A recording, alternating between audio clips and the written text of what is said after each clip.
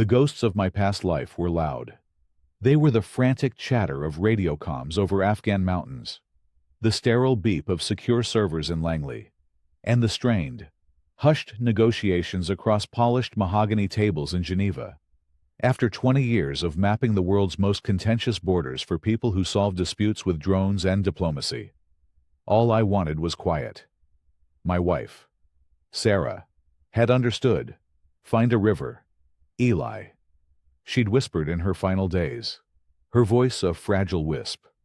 Find a place where the only lines that matter are the ones your fishing line makes on the water. So I did. I found River's Bend, a manicured slice of suburban paradise nestled in a gentle curve of the Rappahannock River. I bought the one house that everyone else had overlooked, a modest, slightly dated ranch-style home at the very end of the cul-de-sac. It was smaller than the neighboring mini-mansions, but it had something they didn't, a sprawling, gently sloping backyard that met the river not with a steep, rocky cliff, but with a flat, grassy bank shaded by two ancient willows. It was the only property in the entire development with true, usable riverfront access, a place for a chair, a cooler, and the quiet company of flowing water.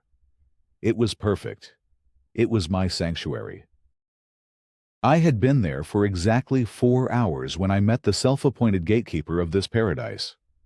The moving truck was still grunting and sighing in my driveway, the ramp clanging as the last of my boxes were brought inside. I was on the front porch, sweating in the Virginia humidity and trying to direct the placement of a heavy oak desk, when a crisp, commanding voice cut through the air. "Excuse me, that vehicle is in violation." I turned. Striding across my newly acquired lawn was a woman who seemed manufactured in a lab dedicated to creating suburban archetypes. She was probably in her late 50s, with a helmet of perfectly coiffed blonde hair that defied the humid breeze. She wore immaculate white tennis shorts and a pastel pink polo shirt. The collar popped just so, in her hand. She held a clipboard, and she wielded it less like an accessory and more like a scepter. "I'm sorry," I said, wiping a bead of sweat from my temple. Section 14, Subsection C of the River's Bend Covenants, Conditions and Restrictions, she announced, her voice as sharp and sterile as a surgeon's scalpel. Commercial vehicles over 1 ton are not permitted to be parked in driveways or on community streets for more than a 2-hour loading and unloading window. Your truck has been here for 4 hours and 23 minutes.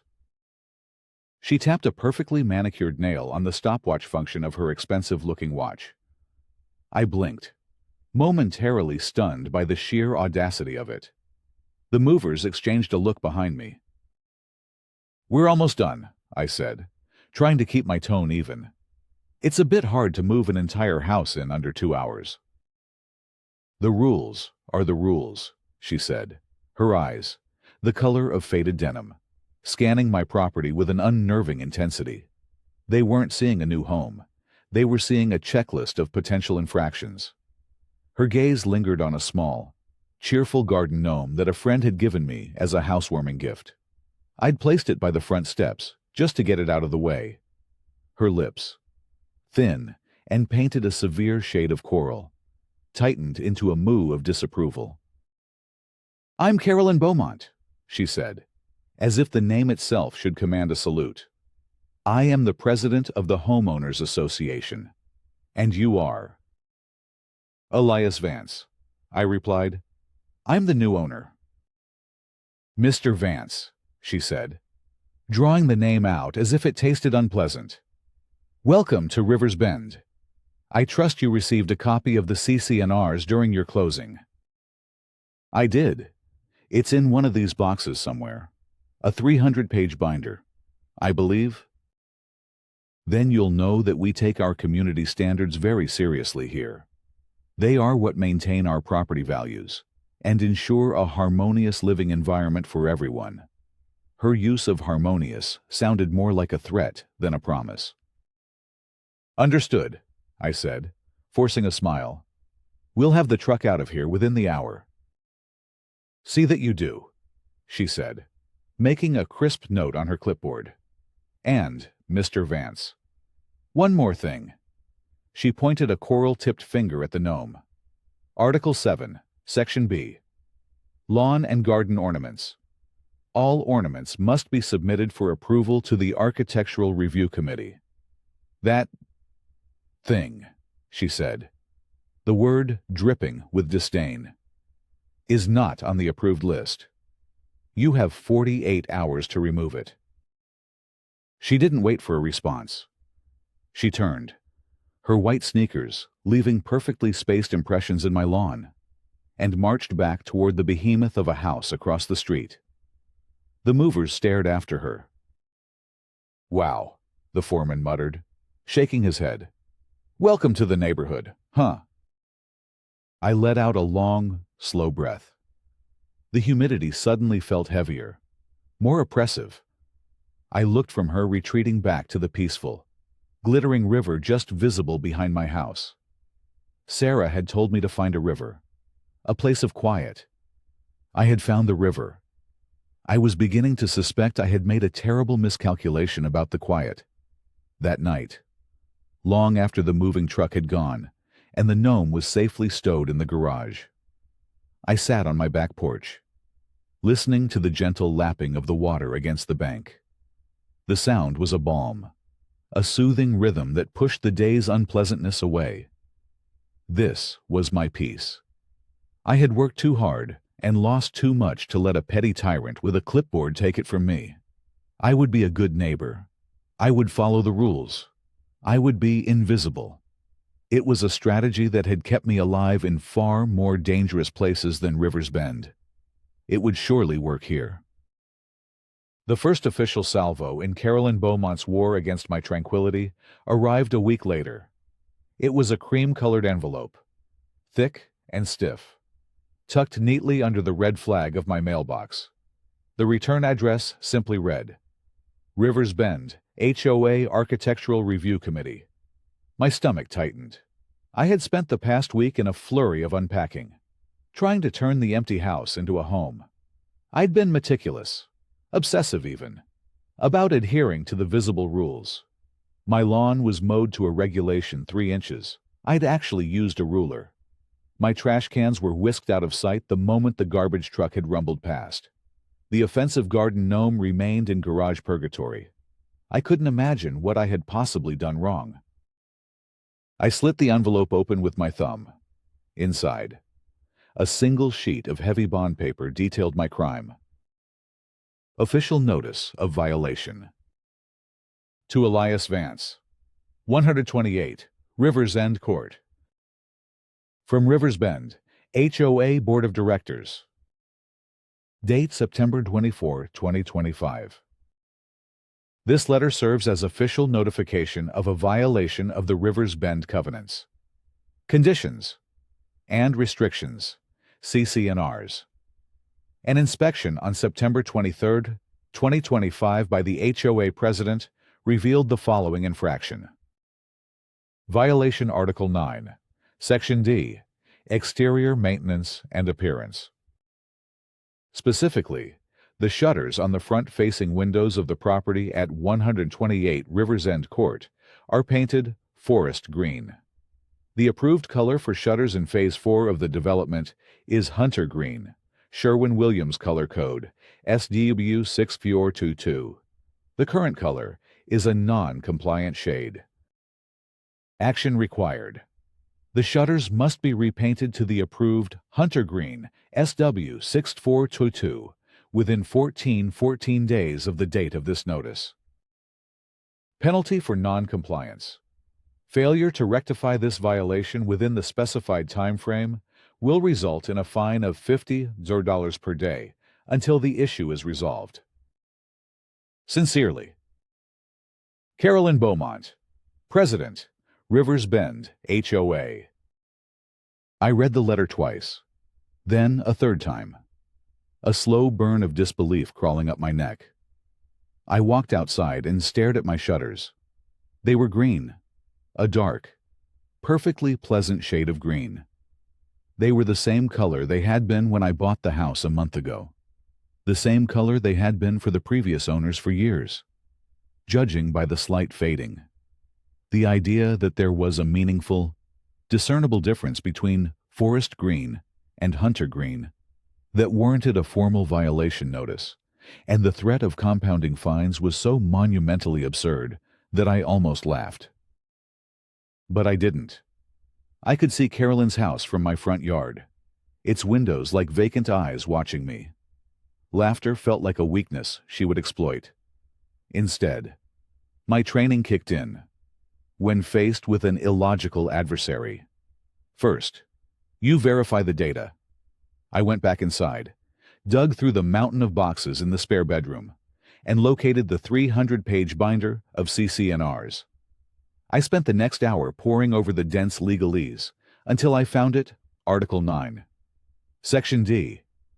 And there it was, in black and white, a detailed list of approved paint colors, complete with brand names and color codes. She was, on the most pedantic, insane level, correct. My initial instinct was to fight it, to write a letter, to appeal to the board, to argue that the rule was being applied selectively and that the paint was pre-existing. But then I imagined the process arguing my case in Carolyn Beaumont's living room, surrounded by her sycophantic board members, her condescending smile growing wider with every one of my rational points. It would be a draining, pointless battle. She didn't want compliance. She wanted submission. She wanted to establish dominance. Fine, I thought, she can have it. For now. Peace was the mission objective. So I drove to the Sherwin-Williams store. Hunter Green, SW 6422, I said to the man behind the counter. He mixed the can and handed it to me. Nice color. What you painting? Shutters, I said flatly. Ah, got an HOA, he asked with a knowing smile. You have no idea. The next Saturday, I spent 8 hours in the sweltering heat. I carefully removed each shutter, lightly sanded it, primed it, and applied 2 perfect, even coats of the sanctified hunter green. As I worked, I could feel her eyes on me. I didn't look over, but I knew she was watching from her window, a silent, triumphant observer. The color difference was, as I suspected, almost imperceptible. A slightly bluer, darker tone that you'd only notice if you held the 2 paint chips side by side in perfect light. It was madness. I finished just before dusk, my back aching and my hands stained with paint. I rehung the final shutter, stepped back to admire my work, and felt a grim, bitter satisfaction. It was done. I had complied. I had capitulated to her absurd demand. I emailed a photo of the freshly painted shutters, along with a note of compliance to the official HOA address.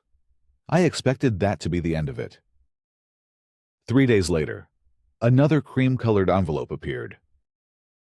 Official notice of violation and fine assessment. An inspection on September 29, 2025, revealed that the previous violation, Article 9, Section D, has been rectified. However, a new violation was observed. Violation Article 5, Section A, Proper Waste Disposal. Specifically, on the evening of Saturday, September 27th, an empty 1-gallon paint can and used brushes were observed propped against the side of the approved waste receptacle. All waste items, particularly those containing chemical residue, must be fully contained within the receptacle with the lid securely closed. The lid of your receptacle was ajar by approximately 3 inches. Action required. This is a non-correctable, one-time violation. Penalty assessment. A fine of $25 has been assessed to your account and is due within 30 days. I crumpled the letter in my fist. The rage that flashed through me was hot and sharp, An old familiar feeling I hadn't experienced in years. It wasn't about the $25. It was about the meticulous, predatory nature of her surveillance. She had watched me spend my entire Saturday fixing a non-problem she had created. And then, instead of seeing it as a resolution, she had scanned for a new infraction. The paint can. The lid of my trash bin being slightly ajar. This wasn't about rules. This was a game to her. And I was the new toy. I paid the fine online that same day. I paid it without comment. But as I clicked the Submit Payment button, I made a silent vow. I had come here for peace, and I would have it. But I was beginning to realize that peace wasn't something you could simply find. Sometimes, you had to fight for it. And I was a man who knew how to map out a battlefield. For now, I would continue my strategy of meticulous compliance. I would give her no ammunition. I would document everything, every letter, every email, every receipt. I created a new folder on my secure, encrypted hard drive, a drive that still held residual data from border disputes in the Caucasus. I labeled the folder Project Nightingale, after the famously belligerent bird. The war for River's Bend had begun. The battleground shifted from bureaucratic harassment to my own backyard. A month passed in a state of uneasy truce. I received no more letters. I made sure my existence was as compliant as a new recruit's on drill day. I even submitted a formal application to the Architectural Review Committee to reinstall my garden gnome, complete with a sketch diagram of its proposed placement and a 300-word essay on how its cheerful demeanor contributed to positive community aesthetics. The application was, of course, denied. Lack of stylistic harmony with the neighborhood's semi-rural character. The rejection letter stated, it was signed by Carolyn. My real solace remained the river. Every morning, I would take my coffee down to the grassy bank and watch the sunrise paint the water in hues of orange and pink. It was my meditation, the one part of my day that felt truly mine. I noticed, with a growing sense of unease, that Carolyn had also developed an interest in my stretch of the river. Her property, like all the others, sat atop a steep, 10-foot embankment, making access impossible without a lengthy set of stairs, which the HOA rules, ironically, forbade for erosion control reasons. So instead, she would stand on the edge of her perfectly manicured lawn, staring down at my property, her arms crossed, her expression a mixture of envy and calculation. The first incident was subtle, almost deniable. I came out one morning to find the sprinklers for my backyard zone, the ones that watered the beautiful patch of lawn by the river, sputtering weakly. Instead of a fine, even spray, they were dribbling water in pathetic streams, soaking the ground directly around the sprinkler heads. I assumed a clog or a pressure issue. I spent the afternoon digging up the heads, checking the lines, and finding nothing. The system pressure was fine. The filters were clean. It was a mystery. For 2 weeks. The problem persisted intermittently. My riverside lawn, once lush and green, began to develop ugly. Brown patches in the areas the weakened sprinklers couldn't reach. The parts right next to the sprinkler heads became swampy and overwatered. It was frustrating, and I couldn't find a mechanical cause. The truth revealed itself by accident. I was setting up some new equipment for a remote consulting project, a highly sensitive differential GPS receiver that required a clear view of the sky and a stable 24-hour calibration period. The best place for it was on a tripod in my backyard, near the river, to protect the expensive gear from any potential interference. I set up one of the motion-activated, night vision-capable security cameras I had used for perimeter security in less than stable countries. It was a discreet, powerful little unit that fed directly to a secure server in my office. I aimed it to cover the GPS unit, but its wide-angle lens also happened to capture the sprinkler heads in question. The next morning, the sprinklers were dribbling again. I made my coffee, sat down at my desk, and pulled up the camera's overnight footage. I fast-forwarded through hours of swaying willow branches and the occasional passage of a curious raccoon. Then, at 3:17 a.m., I saw it. A figure, dressed in dark clothing, moving stealthily from the edge of Carolyn Beaumont's property. The night vision rendered the scene in an eerie monochrome, but there was no mistaking her stiff, purposeful stride. She moved to the first sprinkler head, knelt down, and did something with her hands. Then she moved to the second, and the third. The whole operation took less than 90 seconds. She then retreated back the way she came, disappearing into the shadows of her own yard. I zoomed in on the footage. It was grainy, but her face was visible for a split second as she glanced back toward my house. It was her. I rewound the footage and watched again, this time focusing on what she was doing. She wasn't breaking them. It was far more insidious. She was unscrewing the nozzle of each sprinkler head, just enough a quarter turn, maybe half a turn to disrupt the pressure seal. It was a simple, clever act of sabotage. It caused the system to fail, but a casual inspection would reveal nothing broken. Anyone I called to fix it would simply tighten the nozzles and declare the problem solved, leaving me looking like an idiot. And, every few nights, she could sneak over and do it again. It was the perfect, deniable crime. A cold, precise anger settled in my chest. This was a significant escalation. Petty fines based on twisted interpretations of the rules were one thing. Willfully and repeatedly trespassing on my property in the dead of night to cause damage was something else entirely.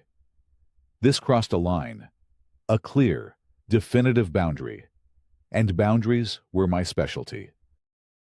My first thought was to go to the police, but what would I show them? A grainy, black and white video of a woman who looked like my neighbor fiddling with a sprinkler. They would call it a petty neighborhood dispute and tell us to work it out.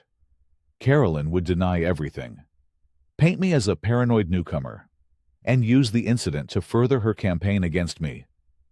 No. A direct confrontation required overwhelming, undeniable proof. This one video was a good start, but it wasn't enough. I needed more data.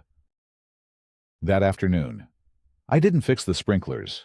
Instead, I went to my workshop. Out came the Pelican cases from my previous life. I spent the rest of the day installing 3 more micro cameras, all high-definition 4K units with powerful infrared illuminators. One was placed in the knothole of a willow tree, giving a perfect, clear view of the entire riverside portion of my yard. Another was disguised as a rock near the property line she crossed. The third was a thermal imaging camera mounted discreetly on the eaves of my house, capable of tracking a heat signature even in complete darkness. I linked them all to the same secure server, creating a multi-angle, multi-spectrum surveillance net. Then I fixed the sprinklers, tightening the nozzles to their correct specifications. I watered the lawn, and it looked beautiful again. I made it look like I had finally, naively, fixed the problem. Now, all I had to do was wait for the saboteur to return. I didn't have to wait long. 2 nights later, my server pinged me with a motion alert at 2:48 a.m. I didn't even get out of bed. I just watched on my tablet as Carolyn Beaumont, clad in black yoga pants and a hoodie, crept onto my property. I watched in crystal-clear 4K as she knelt by the first sprinkler, her face a mask of smug concentration. I watched the thermal camera track her progress, a ghostly orange figure against the cool blue of the lawn. I recorded her trespassing and tampering with all 3 sprinkler heads. I now had irrefutable, high-definition, multi-angle proof. I saved the encrypted video files to 3 separate drives. This was no longer just a violation of HOA bylaws. This was criminal trespassing and destruction of property. It was a powerful piece of ammunition. And I was a patient man. I knew this was only the beginning of her campaign. I decided to hold this evidence in reserve, waiting to see what her next move would be. The game had changed. She thought she was just vexing a quiet newcomer. She had no idea she was escalating a conflict with a man who documented hostile incursions for a living. Having failed to drive me mad through mechanical sabotage, Carolyn shifted her campaign to the social front. Rivers Bend, like most modern suburban enclaves, had a private community Facebook group. It was a place for lost dog announcements, recommendations for plumbers, and cheerful photos of neighborhood barbecues. It was also, I was about to discover, a finely honed weapon of social warfare in Carolyn's arsenal. I had joined the group during my first week, hoping to get a feel for the community. My only activity had been to like a photo of a resident's prize-winning roses. Mostly. I was a silent observer. The first post appeared on a Tuesday morning. It was classic Carolyn, insidiously polite, dripping with passive-aggressive venom. She didn't use my name. Of course, she was too clever for that. Good morning. Rivers Bend. Neighbors, the post began, accompanied by a sunny stock photo of a blooming flower garden. Just a gentle reminder about community standards and respecting the shared visual harmony that keeps our property values high. While we all love personalizing our homes, it's important to remember that this is a cohesive community, not a collection of individual statements. Lately, some of us have noticed a, let's say, less than enthusiastic approach to exterior maintenance at the end of the cul-de-sac. Brown patches on lawns and a general lack of upkeep can affect the perception of the entire neighborhood. Let's all do our part to keep Rivers Bend beautiful. Community first, property values. The post was a masterpiece of slanderous insinuation. Anyone living here knew exactly who the end of the cul-de-sac was. Me. The brown patches she referred to were the very ones she had created by sabotaging my sprinklers. She was vandalizing my property and then publicly shaming me for the results. The audacity was breathtaking. The comments rolled in quickly. Most were from her loyalists, the other board members and longtime residents who orbited her like nervous moons. So well said, Carolyn. It only takes one bad apple, wrote a woman named Barb. I noticed that too on my walk yesterday. It's such a shame, especially in such a prominent location by the river, added someone named Richard. Thanks for staying on top of things, Carolyn. It's why we love your leadership. I felt a flush of anger mixed with a strange sense of detachment. It was like watching a case study in psychological operations. She was isolating the target, turning public opinion against me using disinformation. My instinct was to respond, to defend myself. I typed out a furious reply. The brown patches are there because someone has been trespassing and repeatedly damaging my sprinkler system in the middle of the night. But I stopped, my finger hovering over the enter key. I had no doubt that's what she wanted. She wanted me to engage, to sound hysterical and paranoid. My unproven accusation would be met with feigned shock and pity. Oh, the poor man. He must be under so much stress. She would turn my defense into further proof of my instability. I deleted the text. Silence was the better strategy. For now, I saved a high-resolution screenshot of the entire post and all its comments, time-stamped and cataloged, and added it to Project Nightingale. The effects of her social media campaign were immediate and palpable. The few neighbors who had previously offered a friendly wave or a nod as I collected my mail now seemed to find the pavement fascinatingly intricate whenever I was near. A man named David, who lived 2 houses down and had once chatted with me for 20 minutes about the best lures for river bass, now gave me a tight, uncomfortable smile and hurried inside his house when he saw me. I was being systematically ostracized. The isolation didn't bother me much. I was accustomed to solitude. What bothered me was the injustice, the sheer, unadulterated malice of it. Carolyn wasn't just a stickler for the rules. She was a bully who enjoyed the sport of breaking someone down. A few days later, she escalated. A new post appeared. This one was more direct. Community Safety Alert. It began, this time with a generic graphic of a neighborhood watch sign. Neighbors, please be aware and keep your doors locked. There has been some unusual activity reported near the river access point at the end of the court. A resident was seen setting up strange electronic equipment in their backyard. While we all hope it's innocent, in this day and age, you can't be too careful. Remember, if you see something, say something. Let's keep our community safe. The comments on this one were far more panicked. What kind of equipment is he spying on us?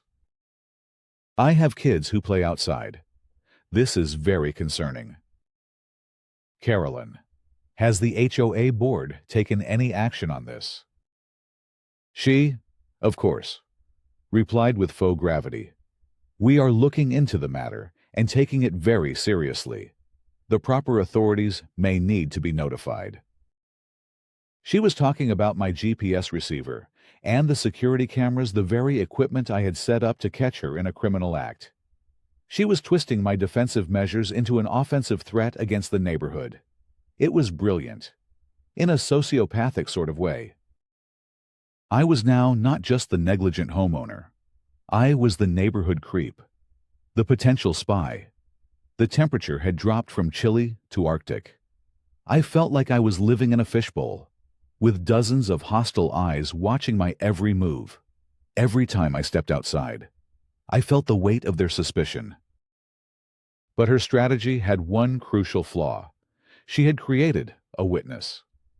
One evening, as I was bringing my trash cans in, David, the fisherman neighbor, scurried over from his yard, casting nervous glances back at the street. "Hey, Vance," he muttered, keeping his voice low. "Got a second?" "Sure. David, everything okay?" He looked deeply uncomfortable. "Listen, man, I saw that post, the one about the equipment. It's nuts. Carolyn has been trying to get that river access for herself for years. The previous owners, the Hendersons. She made their lives a living hell, fought them on every little thing. She was furious when they sold to you, instead of lobbying the HOA to absorb the land as community property, which she would have controlled. It was the first crack in her fortress of lies, a piece of corroborating intelligence. She seems dedicated, I said, my voice neutral. Dedicated. She's a tyrant, David whispered, his eyes wide. She tried to fine me $600 last year because my son's basketball hoop was, and I quote, casting a non-conforming shadow on my neighbor's driveway. People are afraid of her. She holds all the power. Just watch your back. Okay. She doesn't stop until she wins. He clapped me on the shoulder, a quick, furtive gesture of solidarity, and then hustled back to his own home before he could be seen consorting with the enemy.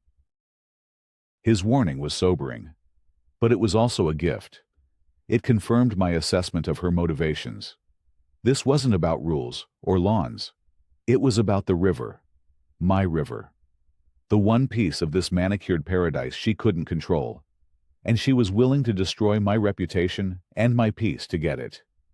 I went back inside, my resolve hardening into something cold and sharp. She had successfully isolated me, but isolation is a double-edged sword. It meant I had no one to interfere with my own preparations. She thought she was laying a social siege. In reality, she was giving me the time and space I needed to meticulously plan my counteroffensive. Carolyn's next move was exactly what she had threatened in her Facebook post, having failed to intimidate me with fines, property damage, and social ostracism. She decided to weaponize the full weight of governmental authority against me. She was no longer content to be the queen of Rivers Bend. She was going to use the power of the state to crush her perceived enemy. It happened on a crisp Thursday afternoon. I was in my home office, analyzing satellite imagery for a client, a complex land use dispute in the Amazon basin, when a firm, official-sounding knock echoed from my front door. I wasn't expecting anyone. Through the peephole, I saw two people, a man and a woman, both dressed in khaki pants and navy blue jackets, with an official-looking patch on the sleeve. They had notebooks and serious expressions. I opened the door. "Can I help you?" "Mr. Elias Vance," the woman asked. She was young, professional, but her eyes held a touch of wariness. "That's me. I'm Sarah Jenkins, and this is my colleague, Tom Albright. We're with the Virginia Department of Environmental Protection," she said, flipping open a wallet to show me her badge. "We've received a complaint regarding your property." My mind raced. A complaint? Of course. This had Carolyn's fingerprints all over it. A complaint about what? Exactly, I asked, keeping my voice calm and even. "The complaint alleges unpermitted construction and illegal shoreline modification on your property, specifically along the riverbank." Tom, the man, stated, "It claims you've been building some sort of structure and dumping fill material into the river to alter the natural waterline. These are very serious violations, Mr. Vance." I felt a surge of adrenaline, but I forced it down. This was her play. She was accusing me of the very thing she wanted to do, alter the riverbank. It was a classic disinformation tactic. Accuse your enemy of your own intentions. "I see," I said slowly. "Well, your source is mistaken, but please, come in. Or rather, come around back. You'll want to see the shoreline for yourselves." I led them around the side of the house. As we walked, Jenkins explained the process. We received an anonymous tip, but it was very detailed. It included photographs, allegedly of you operating digging equipment near the water. Photographs. She had doctored photographs. The sophistication of her attack was growing. We rounded the corner, and my backyard came into view. The lawn sloping gently down to the two willow trees and the placid river. The afternoon sun glinted off the water. It was serene, pristine, and utterly untouched. The two inspectors stopped and stared. They looked from the scene before them back to the notes in their hands. There was no construction. There was no digging equipment. There was no fill material dumped in the river. The shoreline was exactly as nature had intended it, held in place by the ancient root systems of the willows. "This is the area in question?" Tom asked, a note of confusion in his voice. "This is my entire river frontage," I confirmed. "As you can see, there's been no modification whatsoever. I wouldn't dream of it. I'm a great admirer of riparian ecosystems." I watched their faces. The suspicion began to melt away, replaced by annoyance. They were professionals, and they knew their time was being wasted. They walked the entire length of the bank, taking notes and soil samples, their movements efficient and practiced. "The complaint mentioned a new shed or outbuilding being constructed near the water," Jenkins said, flipping through her notebook. "There is no shed," I said simply. "The only structure on this property is the house you're looking at." They continued their inspection for another 20 minutes, their professional thoroughness warring with the obvious conclusion that they had been sent on a wild goose chase. As they worked, I decided to give them a little something extra. "You know," I said conversationally, "boundary and land use regulations are fascinating. My own work touches on them quite a bit." "Oh yeah, what do you do?" Tom asked, mostly out of politeness. "I'm a geomatics engineer, A forensic surveyor. Mostly, I consult on complex boundary disputes, international borders, maritime boundaries, that sort of thing. In fact, I have a full bathymetric and topographical survey of this property. If you'd like to see it, it includes high-resolution LiDAR scans of the shoreline, accurate to within 2 centimeters. It might help you confirm that the bank's morphology hasn't changed. Their heads snapped up. They stared at me. An average homeowner doesn't talk about bathymetric surveys or LiDAR morphology.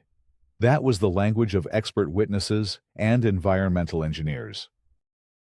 "You have that on hand?" Jenkins asked, her professional curiosity now genuinely piqued.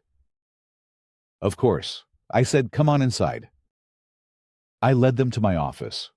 On one of the large monitors, I pulled up the survey files. It was the preliminary work I had done when I first bought the property. A personal habit to fully understand any piece of land I owned. On the screen bloomed a breathtakingly detailed 3D model of my land, the riverbed, and the shoreline. It was color-coded to show elevation, soil density, and vegetation. It was far more detailed and accurate than any municipal map they had ever seen. "This is professional grade," Tom muttered, leaning in closer to the screen. "This is better than the data our own department uses." "I like to be thorough," I said with a slight smile, "as you can see from the historical deed plot overlays and the erosion analysis. This shoreline hasn't meaningfully changed in at least 75 years. I had just transformed myself from the subject of their investigation into a credible, expert colleague. I had demonstrated, with overwhelming data, that the complaint was not just wrong, but maliciously false. Sarah Jenkins straightened up, her expression now hard and frustrated. "Mr. Vance, I apologize for taking up your time. It's clear the complaint we received was filed in bad faith. We have to investigate every claim. But this is a blatant abuse of our resources." "I understand completely," I said. "You're just doing your jobs." "Filing a false report with a state agency is a serious offense," Tom added, looking at me pointedly. "If you have any idea who might have done this, we would be very interested to know." This was my chance. I could show them the videos. I could tell them all about Carolyn. But I held back. A complaint from me to them would just be another log on the neighborhood dispute fire. It wasn't the right time. The final move had to be mine. On my terms. On a battlefield of my choosing. "I might have my suspicions," I said carefully, "but nothing I can prove beyond a reasonable doubt. I'm sure it's just a misunderstanding." They nodded, understanding the delicate politics of neighborhood warfare. As I walked them to the door, Jenkins handed me her card. "If anything else happens, if any dirt is moved, if any stakes appear in the ground, you call me directly. My personal cell is on the back. We don't take kindly to being used as a pawn in someone's personal vendetta." I closed the door behind them and leaned against it, letting out a long, slow breath. The visit from the DEP was a significant escalation. Carolyn was now actively trying to entangle me in legal and regulatory trouble that could cost me thousands of dollars in fines and legal fees. She had lied to state officials. She had fabricated evidence. She was becoming more brazen, more reckless, and more dangerous. Her desperation to control that small stretch of river was pushing her to the edge of rationality. I walked back to my office and pulled up the live feed from the camera hidden in the willow tree. The view was calm and peaceful. But I knew, with a certainty that chilled me to the bone, that the final, most dangerous act of this drama was yet to come. She had tried to bring the government to my door. Next, she would take matters into her own hands. The final escalation came faster and was more audacious than I could have ever imagined. The visit from the Department of Environmental Protection had clearly failed to chasten Carolyn. In her mind, it likely wasn't a failure of her strategy, but merely a failure of execution by the incompetent bureaucrats. If the authorities wouldn't bend reality to her will, then she would do it herself. Her obsession with my riverfront had metastasized from a simple desire for control into a full-blown territorial imperative. It began with the sound of a surveyor's mallet. I was working in my office one morning when a rhythmic thump, thump, thump echoed from the backyard. It was a sound I knew intimately. I walked to the back window and saw two men on my property, not 20 feet from the riverbank. One was holding a prism pole, the other looking through the eyepiece of a total station set up on a tripod. They were pounding wooden stakes, flagged with bright orange ribbon, into my lawn. I walked outside, my heart beating a steady, cold rhythm. "Can I help you, gentlemen?" I called out as I approached. The man at the total station, who looked to be the crew chief, glanced up, a clipboard in his hand. "Morning. We're just marking out a property line for a new structure. Shouldn't take long." "You're on my property," I stated, my voice devoid of emotion, "and I haven't commissioned a survey or any new structures." He frowned, looking down at his work order. "We were contracted by the Rivers Bend HOA. Ma'am named Carolyn Beaumont said this was community property, and they were marking the setback for a new community storage shed." Community property. The lie was so bold, so breathtakingly arrogant. It almost commanded respect. She was not only trespassing, she was now attempting to formally annex a portion of my land through fraudulent means. "I can assure you, this is private property. And you are trespassing," I said, my tone hardening. "My property line extends to the mean high water mark of the river. You are currently about 50 feet inside that line. I have the geodetic survey markers to prove it. I suggest you pack up your equipment and leave immediately." I used specific terminology, mean high water mark, geodetic survey markers, to signal that I was not an ignorant homeowner they could brush off. The crew chief's eyes narrowed. He knew the terms. He looked from me to his work order, and then back across the lawn toward Carolyn's house, where I could just see her silhouette watching from her sunroom window. He was a contractor caught in the middle of something he clearly didn't want to be a part of. "Look, buddy," he said, lowering his voice. "The lady paid us. She showed us a plat map. We're just doing our job. And I'm telling you, your plat map is fraudulent, and you are aiding in a criminal act." I replied, "Leave now, and I'll forget this happened. If I have to call the sheriff to have you removed, I will also be naming your company in the subsequent lawsuit." The threat of legal action did the trick. He muttered something to his assistant, and within 5 minutes, they were packing up their gear, pulling their stakes from my lawn. As they left, the chief shot me an apologetic look. "You might want to get a lawyer. That lady is something else." I stood there for a long time after they left, staring at the holes in my lawn where the stakes had been. This was her new strategy. She was creating a paper trail, building a fraudulent case, piece by piece, to seize my land. But it was the next step that constituted the final, direct threat. 2 days later, a truck arrived. Not a small pickup, but a flatbed truck carrying a prefabricated 10x12 footshed, painted the same sanctimonious hunter green as my shutters. 2 workmen efficiently unloaded it with a small crane, placing it directly on the patch of my lawn, where the surveyors had planted their stakes. They leveled it on concrete blocks and were gone in under an hour.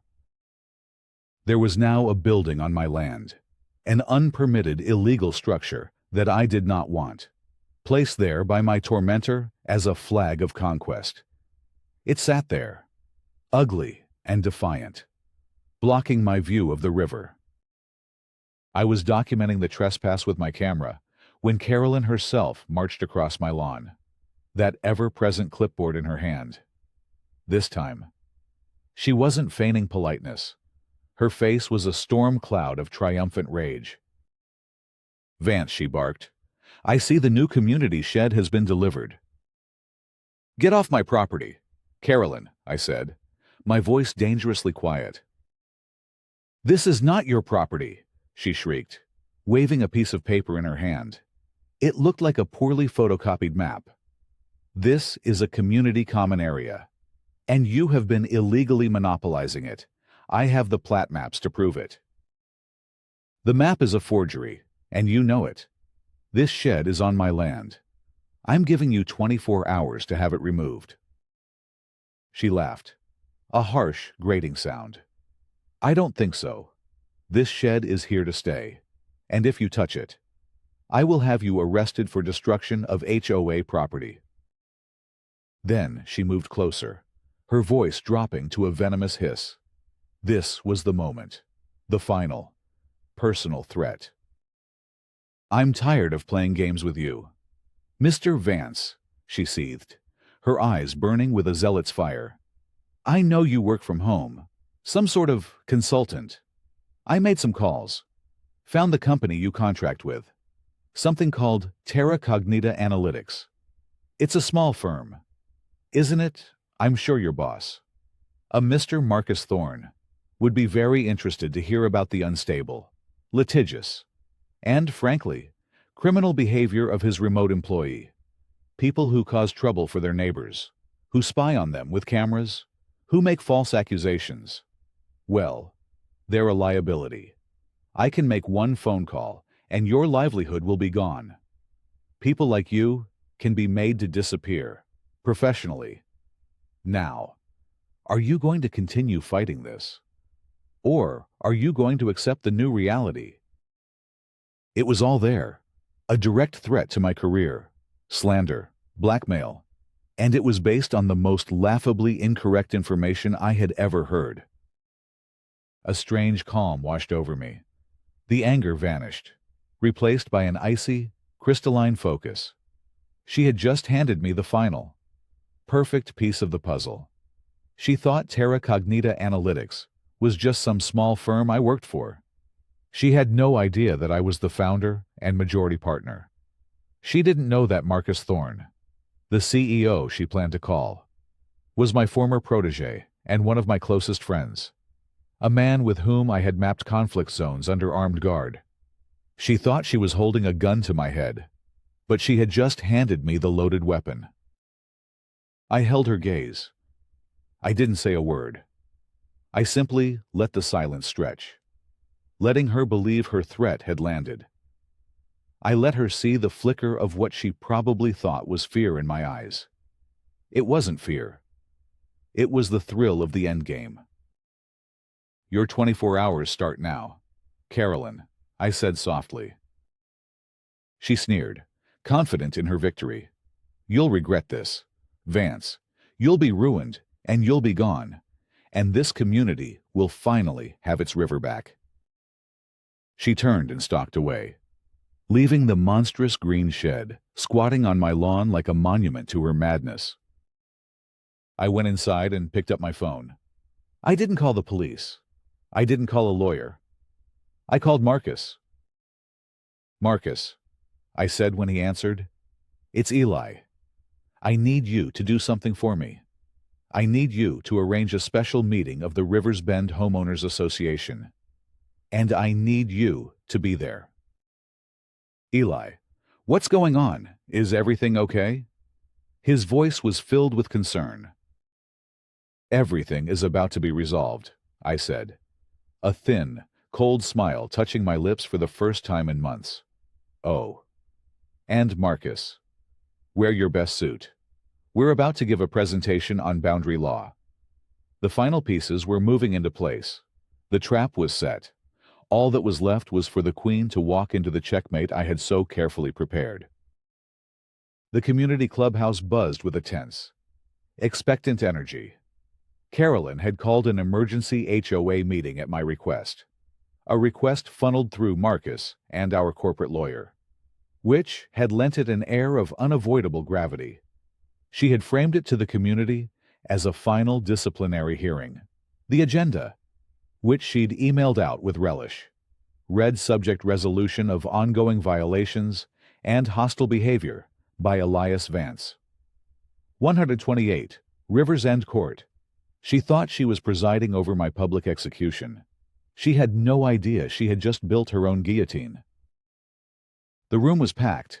Nearly every homeowner was there, drawn by the promise of drama. I saw David, my fisherman neighbor, give me a worried, almost pitying look. I gave him a small, reassuring nod. Carolyn sat at the head of a long table, flanked by her two loyal board members, Barb and Richard. She was radiant with smug triumph, dressed in a sharp navy blue blazer, clipboard at the ready. She looked like a judge about to pass a long-awaited sentence. I sat alone at a small table facing the board, a laptop and a small projector, my only companions. Next to me sat Marcus Thorne. He was exactly what Carolyn would not expect. Young, sharp, and radiating an aura of quiet. Formidable competence in a perfectly tailored charcoal suit. Carolyn had dismissed him with a glance, likely assuming he was just my token legal support. "Let's call this meeting to order," Carolyn began, her voice ringing with false authority. "The purpose of this emergency session is to address the escalating and unacceptable behavior of Mr. Elias Vance." She launched into a prepared speech, a 15-minute diatribe of carefully constructed lies and half-truths. She painted me as a reclusive and hostile troublemaker from the moment I arrived. She spoke of the shutter violation, the trash can fine, the unapproved and concerning surveillance equipment. She presented the slanderous Facebook posts as community safety warnings. She described the visit from the poor, overworked DEP officials as a necessary step to halt my flagrant disregard for environmental law. Her voice dripped with manufactured concern and righteous indignation. The crowd murmured, swayed by her confident delivery. I remained silent, my face a neutral mask, my hands resting on my laptop. Then, she moved to her grand finale, and, most disturbingly, she announced, her voice rising dramatically, "Mr. Vance has made aggressive threats regarding the new community storage shed, a facility placed on established HOA common land for the benefit of all residents." This was her moment. She clicked a remote, and the projector screen behind her flickered to life. It showed a map, a crude, almost cartoonish property plat. It showed the houses on our cul-de-sac, and a thick red line that conveniently carved out the entire riverfront section of my property, labeling it Rivers Bend Common Area. "As you can see from this official county plat map," she lied smoothly, "the area in question has always belonged to the community. Mr. Vance has been illegally squatting on our land." The room gasped. This was the smoking gun they had been promised. My guilt seemed absolute. Carolyn turned to me, her eyes glittering with victory. "Mr. Vance, do you have anything to say for yourself before the board votes on levying the maximum fines and beginning legal proceedings for your eviction?" The room was silent. Every eye was on me. I stood up slowly. I did not look at her. I looked at the assembled homeowners. "Yes," I said, my voice calm and clear, filling the silent room. "I do." I connected my laptop to the projector. Carolyn's fraudulent map vanished, replaced by my own screen. "My name is Elias Vance. Before I retired to Rivers Bend, seeking a quiet life. My job was unique. For 20 years, I was the senior partner and lead field analyst for Terra Cognita Analytics." I paused. The name meant nothing to them yet. "We are a private geomatics and cartographic forensics firm. We don't map subdivisions. We are contracted by multinational corporations. insurance underwriters, and sovereign governments to adjudicate high-stakes boundary disputes. The kind of disputes where a misplaced line on a map can cost billions of dollars or start a war. I saw Marcus smile faintly. Carolyn's confident expression began to flicker with the first hint of confusion. When a new government is formed after a civil war and needs to re-establish provincial boundaries, they call us. When two oil companies are fighting over drilling rights in the South China Sea, based on centuries-old maritime claims, they call us. My last major project before retiring was remapping a 200-kilometer stretch of the border between two warring nations in the Hindu Kush, a project commissioned by the United Nations Security Council. A ripple of shock went through the room. I wasn't some random consultant. I was an expert on a global scale. So, when I say I understand property lines, I want you all to understand the context of that statement. The map Mrs. Beaumont has shown you is a forgery, a poorly executed one. At that, this. I clicked a button. Is the reality? The screen changed. A stunningly detailed 3D topographical map appeared. It was the LiDAR scan from my office, but now overlaid with impeccable, legally certified data. This is a digital twin of our neighborhood, accurate to the width of a human hair. The data is compiled from satellite imagery, on-the-ground geodetic survey markers I located myself, and a complete, unbroken chain of title deeds I traced back to the original 1788 land grant from the Commonwealth of Virginia. My finger traced a glowing line on the map. This blue line is my property line, as legally defined and recorded.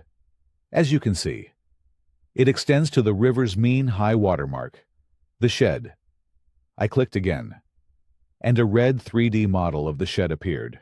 Is located here, not near my property line, not on my property line.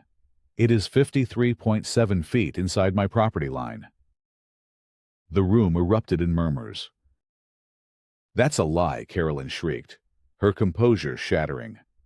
My map is from the county. No, it isn't. I said coldly. It's a doctored image. The county's official plat map looks like this. The screen changed again, showing the true, authenticated document, which matched my own survey perfectly. I spoke with the county clerk's office this morning. I wasn't done. Mrs. Beaumont has accused me of damaging the lawn and being a poor neighbor. Click. The screen now showed the crystal-clear 4K, night vision video of her, hood up, methodically sabotaging my sprinklers. The crowd gasped. One woman covered her mouth in shock. She has accused me of being a neighborhood threat, of spying on residents. Click. The screen split. On one side, a screenshot of her fear-mongering Facebook post. On the other, the official letter from the Department of Environmental Protection, clearing me of all wrongdoing and noting the complaint was filed in bad faith. And finally, I said, my voice dropping, she has tried to blackmail me. I looked directly at her. Her face had gone from red to a pasty, sickly white. She threatened to call my employer, a Mr. Marcus Thorne, and have me fired in an attempt to intimidate me into giving up my land. I gestured to Marcus. Allow me to introduce my boss. Marcus is the current CEO of Terra Cognita. He is also my former student, my business partner, and the executor of my late wife's estate, Mrs. Beaumont. You threatened to have me fired from the company I founded and own. The silence in the room was absolute, broken only by Carolyn's ragged breathing. She was cornered, exposed, utterly defeated. And now, we come to the shed, I said, turning my attention back to the crowd. Under Virginia law, when a structure is permanently affixed to a piece of property, it becomes what is known as an improvement. That improvement is owned by the landowner, Mrs. Beaumont. through her official capacity as HOA president, hired a company, drove onto my land without permission, and permanently installed a building. She has, in effect, just gifted me a very lovely, brand new shed. So, I'd like to thank the HOA for my new Riverfront office. A few people actually laughed. The tension had broken, replaced by sheer, dumbfounded amazement. As for the rest, I said, my voice hardening into steel, my colleague, Mr. Thorne, is not just a CEO. He also has a law degree from Yale. He is here tonight to serve Mrs. Carolyn Beaumont, in her personal capacity, with a lawsuit. Marcus stood up. He walked calmly over to the board's table and placed a thick legal document directly in front of the paralyzed Carolyn. Mrs. Beaumont, Marcus said, his voice resonating with quiet power, you are being sued for damages relating to slander, libel, trespassing, destruction of property, and tortious interference with business. Furthermore, we will be filing a formal police report in the morning, with high-definition video evidence, for the repeated criminal trespassing and vandalism. We will also be submitting a complaint to the State Attorney General's office regarding your filing of a fraudulent report to the DEP and your attempt at blackmail. We will be seeking full financial restitution, a court-ordered restraining order, and your immediate removal from the HOA board. He paused, letting the weight of his words sink in. You came after the wrong man.